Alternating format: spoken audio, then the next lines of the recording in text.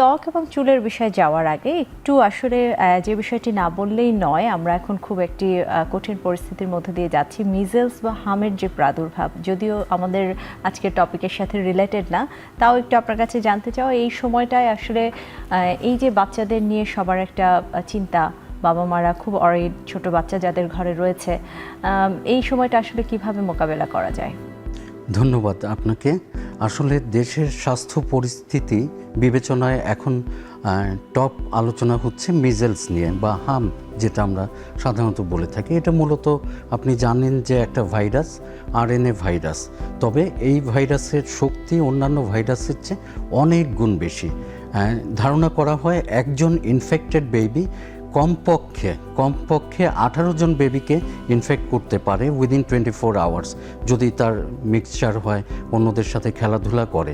এবং এটা বাতাসে ভাসে, তো এটাকে আমরা বলি এয়ারবোর্ন ইনফেকশন। এখন বাতাসকে আপনি আটকাবেন কিভাবে, যার কারণে খুব সহজেই বাচ্চারা ইনফেক্টেড হয়েছে।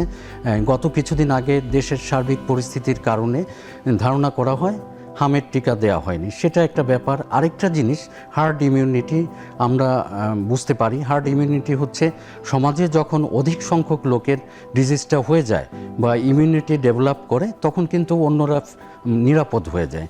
তো এই টিকা না দেওয়ার কারণে হার্ড ইমিউনিটি কমে যাওয়ায় অধিক সংখ্যক বাচ্চা এফেক্টেড হচ্ছে। এটা বুঝবেন কিভাবে? খুবই সহজ, যেহেতু এটা রেসপিরেটরি আরএনএ ভাইরাস, খুব সহজে রেসপিরেটরি সিস্টেম এফেক্ট করে। তবে খেয়াল রাখতে হবে, অনেক মা আমার কাছে বলেন যে কেমন করে হলো, আসলে বাতাসে আসে, হতেই পারে, কিন্তু গ্রুপটা শরীরের সিমটমটা দেখা যায় 7 থেকে 14 দিন পরে।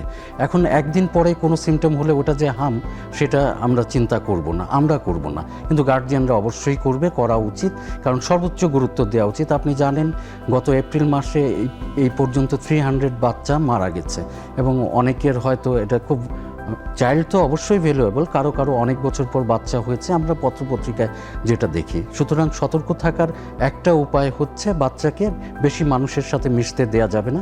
ঘরে বাচ্চা থাকলে একজনের যদি হাম হয়, সতর্ক হয়ে আইসোলেটেড করতে হবে। এবং সিমটমগুলো সর্দি, কাশি, গলা ব্যথা, একটা স্পট আমরা পড়েছি মেডিকেলে, যেটা কপ্লিক স্পট বলে, টনসিলের ওইখানে সাদা সাদা স্পটের মতো পড়ে। সেই স্পটটা দেখে টর্চ লাইট দিয়ে দেখলে গার্জিয়ানও বুঝতে পারবে।